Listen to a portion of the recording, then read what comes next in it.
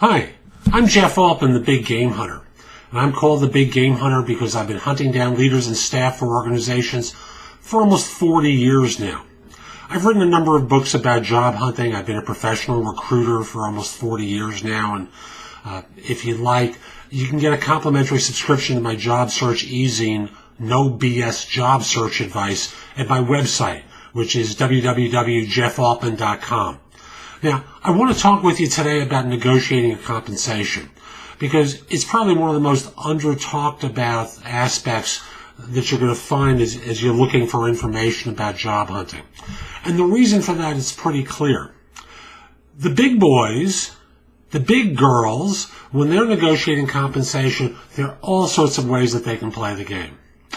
For the little guy, the small person who may be working in a blue-collar job or working for a small business where the guy pays him out of his own pocket, there's no negotiating either. The basic negotiation when the offer comes down to is, we're making you an offer, you have two choices. Leave it and take it. And then there's average person who I'm going to be really speaking about, a professional or white-collar office worker, small or big company, doesn't really matter. But, when an offer comes and someone is trying to improve upon it, again, there are kind of limited strategies for what you can do.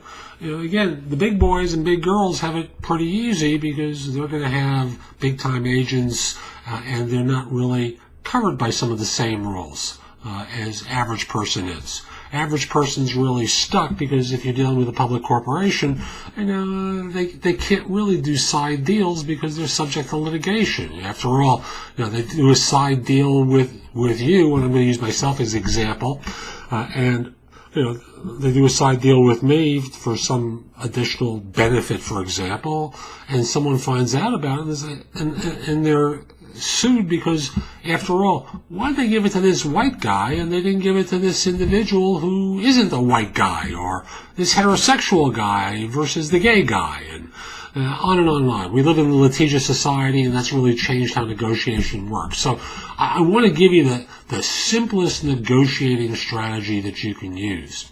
Doesn't always work, but often it does. It really requires very little strain or stress on your part. So, for average individual, here's the basic negotiating tactic. Now, if they hit your number, you can go, yippee, I'm going to take the offer, yay! I'm being goofy about it, but, when all's said and done, this strategy can work for you too.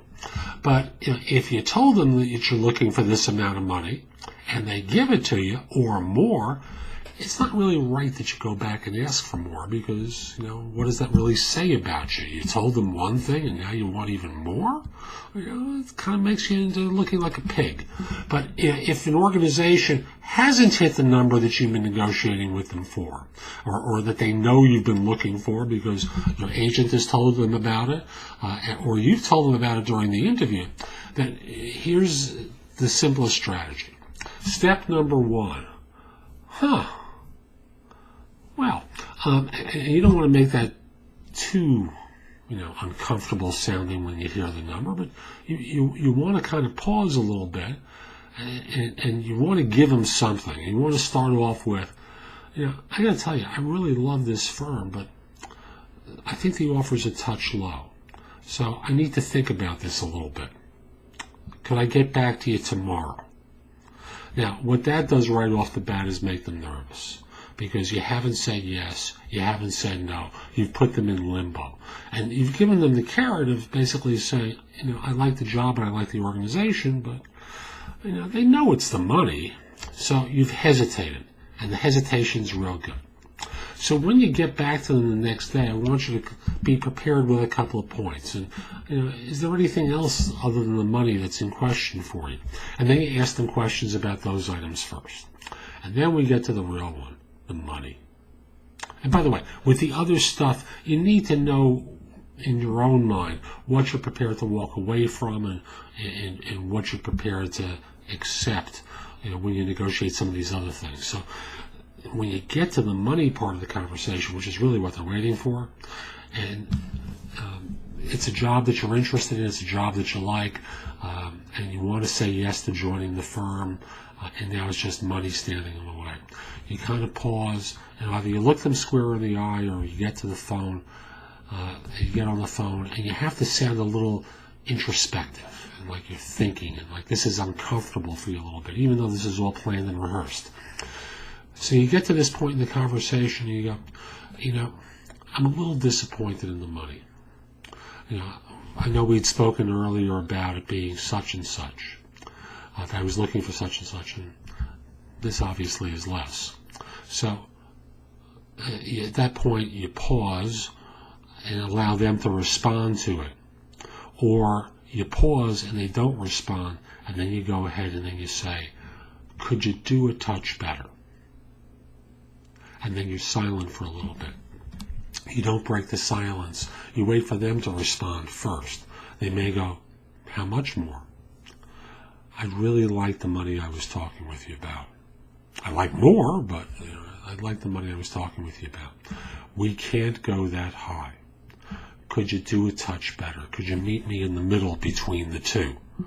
Now, the first option, obviously, is to go for what you asked for. Option number 2 is to find the middle ground somewhere. Just get them to improve off of where they made the offer. And obviously, option number 3 is you can turn down the offer. And be prepared to do that. Because if you go into this negotiation with the premise of, I'm going to take whatever they give me, well, then we discuss it a little bit differently. We basically say, obviously the money's a little disappointing to me. Could you do a touch better? When they say no, you go, is there any sort of a review that you can do that might be within your cycle where there's the opportunity for me to get an increase? And then you're quiet again. I said, there's no guarantee that you'll get an increase, but we can do a salary review instead of in 1 year, we can do it in 6 months. Thank you. That I can say yes to. And then you accept the offer. Or you say no based upon what you hear from them. If they're unwilling to be flexible, there could be business reasons for it. They may be paying one individual less than what they're offering you, and they're bringing in from the outside, and they're worried about whether or not they're going to lose the other person. In theory, you're not supposed to be concerned about that, but you should be because it can impact you as well. So, again, just to do a quick review, step number 1 is, I'd like to think about it. Step number 2 is, it's covering all the other things that you have questions about first. And then getting sincere with them and going, I really like the firm, I like the job, and I really like the prospects of working for you, but the money's a little low. Could you do a touch better? They'll often raise it, but if they say, we really can't, this is really the max in our budget. Okay, could you do a different review policy for me? Could you, instead of a 6-month review, a 12-month review, could you do a 6? Instead of a 6, could you do a 3? Whatever it is, try and get it speeded up so you have a chance of getting an increase at that time. And whatever their answer is, you need to know going into the discussion what you're prepared to do, including walk away. I'm Jeff Altman, the Big Game Hunter, and I have lots of videos and audios and articles at my website, www.jeffaltman.com. That's where you can also get the complimentary subscription to my easy and no BS job search advice. You can find out about my books on job search and a whole lot more. Hope you found this helpful. Take care.